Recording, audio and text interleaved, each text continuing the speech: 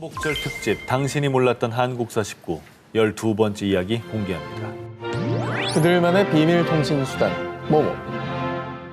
일제강점기 독립운동가들이 주고받은 은밀한 편지네요.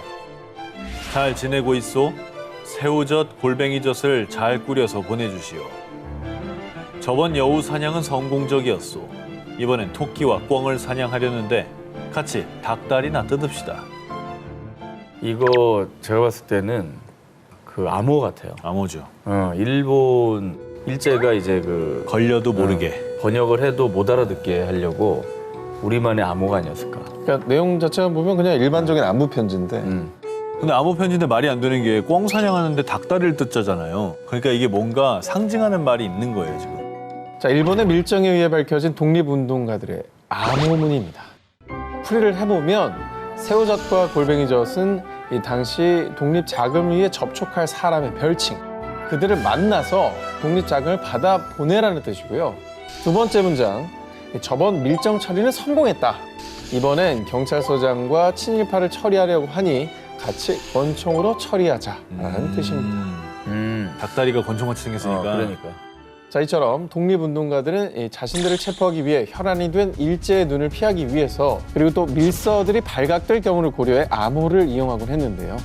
그래서 암호는 주된 독립운동 수단 중 하나이기도 했습니다. 독립운동가들의 암호를 좀 살펴보면요. 자, 독립운동가들은 대체로 한글 암호를 이용했습니다. 예를 들어 자음 기역, 니은, 디귿과 모음 아, 야, 어를 숫자 1, 2, 3으로 대입. 숫자는 점의 방향이나 짝대기로 표시하곤 했는데요.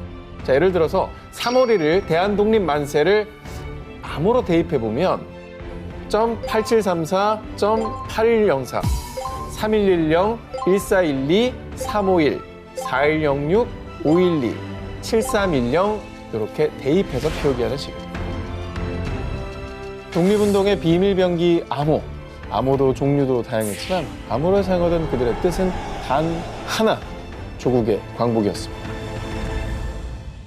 광복절 특집, 당신이 몰랐던 한국사 19 13번째 이야기를 공개합니다.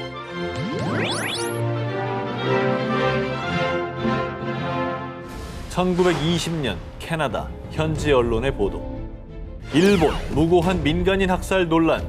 침략자 일본의 잔혹한 만행. 바로 일본이 간도 일대에서 자행한 끔찍한 학살, 간도 참변을 알리는 보도였습니다. 이에 일본을 향한 국제사회에 거센 비난이 쏟아졌는데요. 간도 참변을 국제사회에 알린 의인은 기자가 아닌 캐나다 출신의 의사 스탠리 마틴이었습니다. 야, 기자가 아닌 분이 의사 선생님이시라고요? 기자가 아니었습니다. 의료 선교사로 조선과 처음 인연을 맺은 마틴은요. 1920년 간도 용정의 제창병원에서 병원장으로서 근무 중이었는데요. 그런데 1920년 10월 말 당시 일본군은 장암동에서 성인 남성 33명을 교회에 가두고 방화, 교회에서 탈출한 남자들은 총으로 사살하는 천인공노할 만행을 저질렀습니다. 일본의 만행을 모른 척할 수 없던 마틴은 겨우 생존한 조선인들에게 그날의 진실을 묻고 장암동 학살 사건을 낱낱이 취재했습니다. 그러자 일본은 취재 중인 마틴을 방해하며 협박했는데요. 하지만 마틴은 그 어떤 협박에도 굴하지 않았습니다. 일본군을 따돌려 학살 현장을 카메라에 담고 이른바 장암동 학살 보고서를 작성. 이를 현지 언론에 보도하게 함으로써 국제사회에 일본의 잔혹한 살상 행위를 폭로한 겁니다. 사실 우리는 우리나라라는 어떤 마음이 있기 때문에 할 수 있는 거지만 결국 이 대한 독립을 위해서 같은 마음으로 진심으로 힘써주신 데서 정말 뒤늦게나마 또 한 번 감사하다는 말씀 진짜 드리고 싶네요. 본인의 나라도 아니잖아요. 그렇죠. 그런데 스탠리 마틴의 희생은 이뿐이 아니었습니다. 사실 스탠리 마틴은 일본군에겐 요주의 인물이었는데요. 앞서 1919년 3월 13일 용정에서 일어난 만세 시위 중 사상자가 발생하자 병원장이었던 마틴은 부상자들을 정성껏 치료해주는 건 물론 사망자들을 위한 합동 장례를 치러줬고요. 감사하다. 독립 집회를 여실 거면 우리 병원이 안전할 겁니다. 그리고 숨을 곳이 없으면 우리 병원으로 오십시오. 독립운동가들을 적극 지원. 스탠리 마틴의 병원에서 독립 사상을 고취하기 위한 각종 문서가 인쇄되기도 했습니다. 얼마나 큰 힘이 됐을까. 버팀목이잖아요, 이게 보면.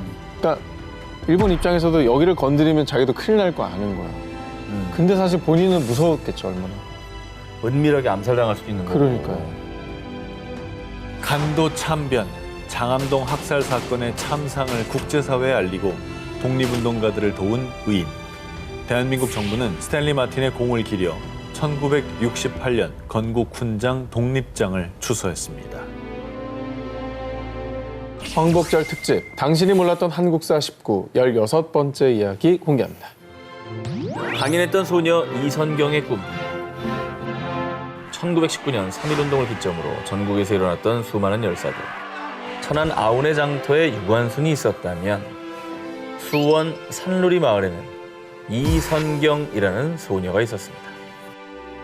유관순 모르는 사람 있습니까? 아유, 없죠. 자, 그렇다면 이선경 아는 사람 있습니까? 부끄럽습니다. 그러니까 그렇게 물어본다는 것부터가 부끄럽네요. 네.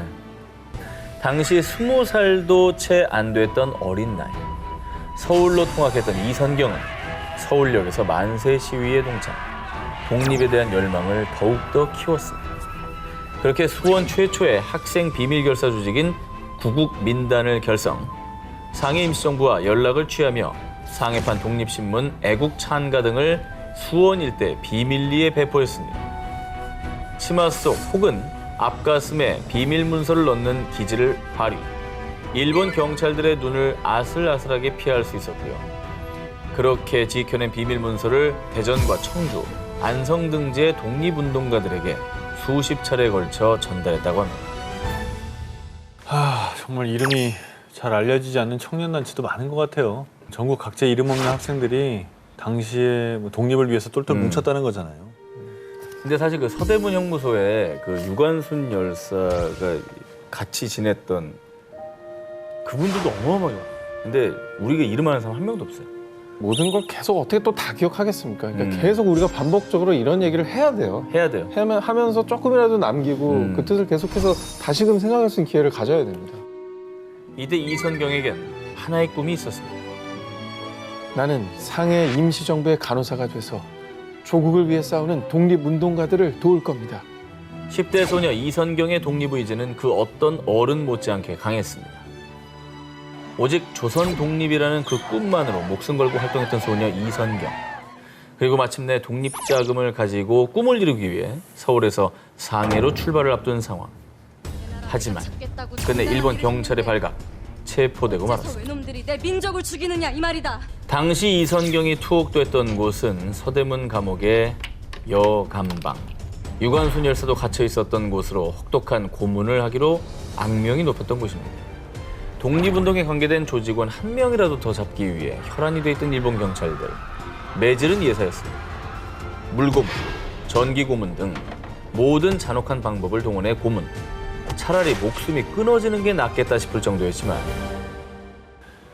언제부터 조선 독립에 대한 생각을 가졌는가? 태어났을 때부터요. 만약 석방된다면 다시 이 운동을 벌일 생각인가? 그렇소. 나라의 독립을 위해 싸우겠소. 대한독립의지를 꺾지 않은 이선경. 결국 이선경은 집으로 돌아온 지 불과 9일 만에 그토록 바라던 조국 광복을 보지 못한 채 순국했습니다. 석방되어도 다시 나라의 독립을 위해 싸우겠소. 목숨을 걸고 독립운동을 펼쳤던 어린 소녀 이선경 열사였습니다. 광복절 특집 당신이 몰랐던 한국사 19, 17번째 이야기를 공개합니다. 모모에 남긴 독립운동 기록.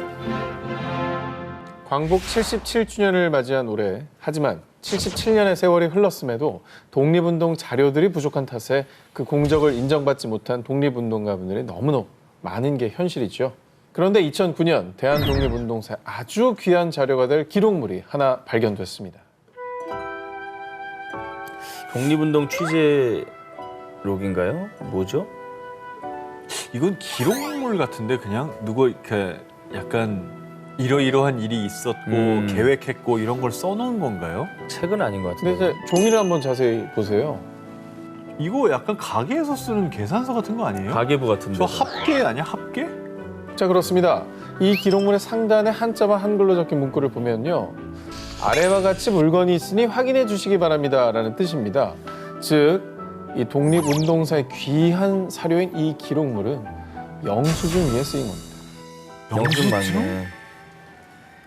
네, 영수증에 독립운동의 역사를 남긴 이는 바로 1932년 9월 한중연합군과 일본군이 교전을 벌인 쌍성보 전투를 승리로 이끈 주역 이규채 선생입니다.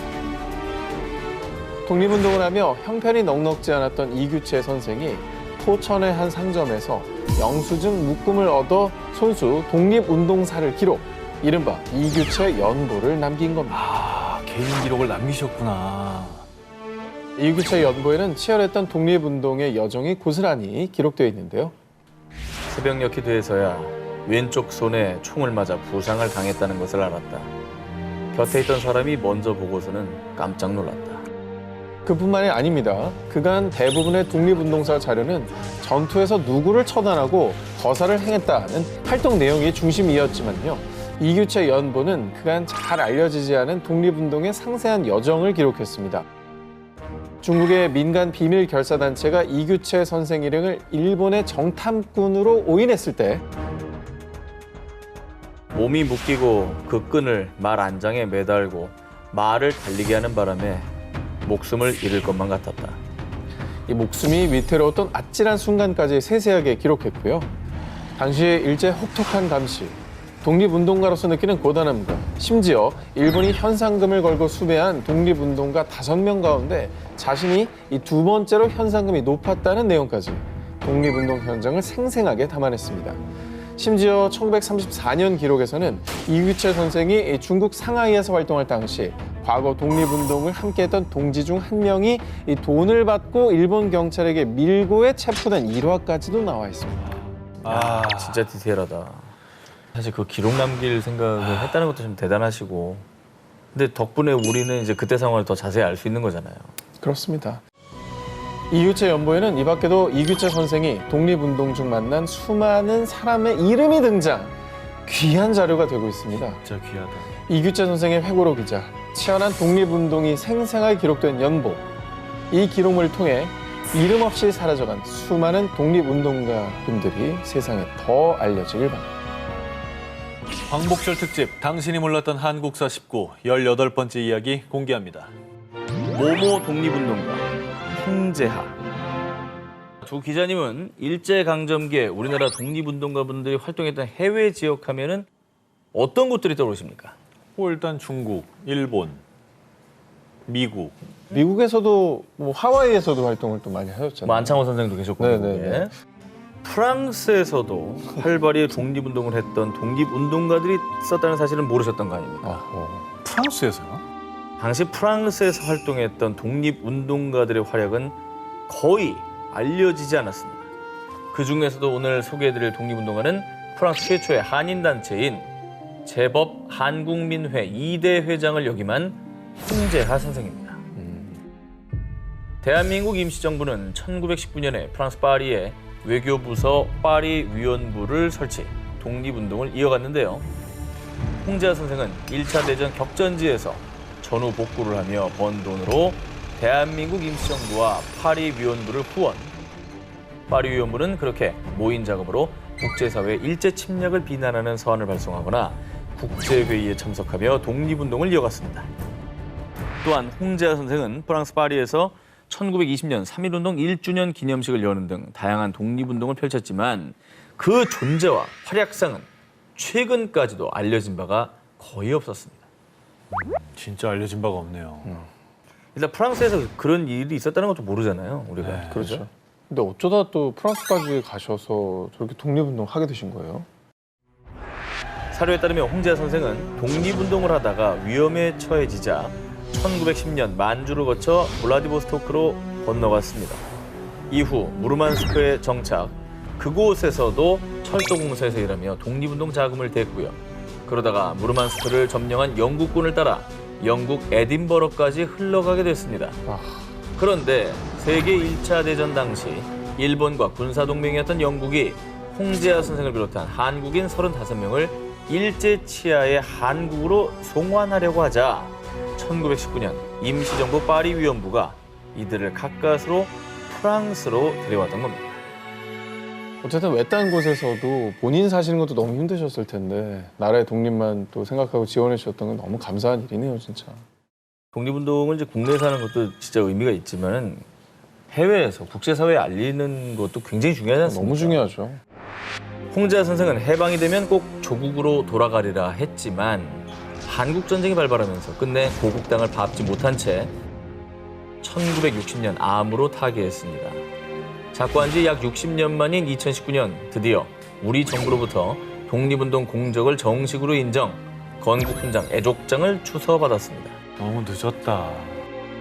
홍자 씨의 차남인 장자크 씨는 부친이 남긴 각종 서신과 임시정부 자료 등 독립운동 관련 유품 일체를 국사편찬위원회에 기증했습니다. 2019년이면 너무 늦었네요. 정말. 너무 60년 지났어요. 조국을 떠나 머나먼 이국만리 프랑스에서도 독립의 꽃을 피우기 위해 힘써주신 독립운동가들이 있었다는 사실 절대 잊지 말아야겠습니다. 광복절 특집, 당신이 몰랐던 한국사 19 19번째 이야기를 공개합니다. 오수 만세운동의 앞장선 모모. 1919년 3월 1일 서울에서 시작된 3.1운동은 당시 전국으로 불길처럼 확산.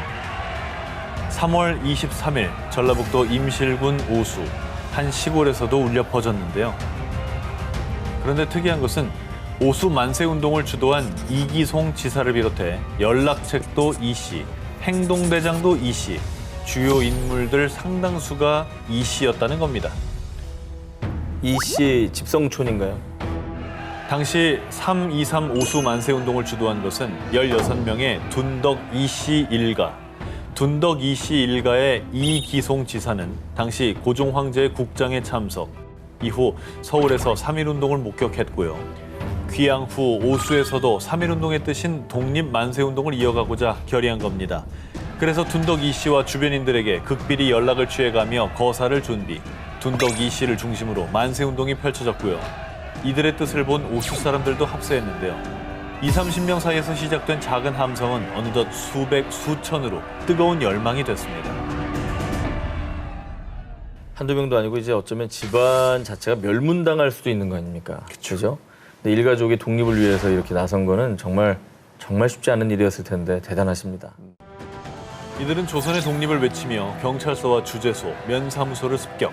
둔덕 이 씨 일가는 경찰서장과 맞서 독립운동의 정당성을 주장하다가 이기송 지사 등이 체포당하기까지 했습니다.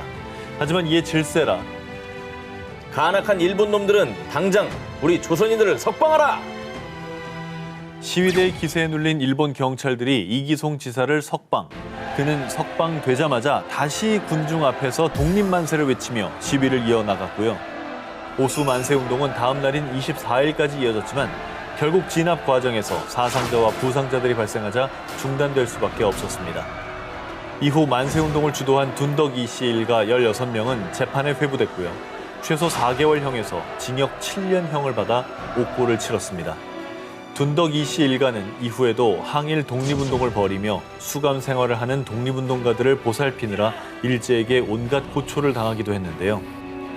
이기송, 이회열, 이기우, 이윤희, 이주희, 이용희, 이만희, 이영희, 이송희, 이정희, 이하희, 이태우, 이재희, 이강목, 이창준, 이정우.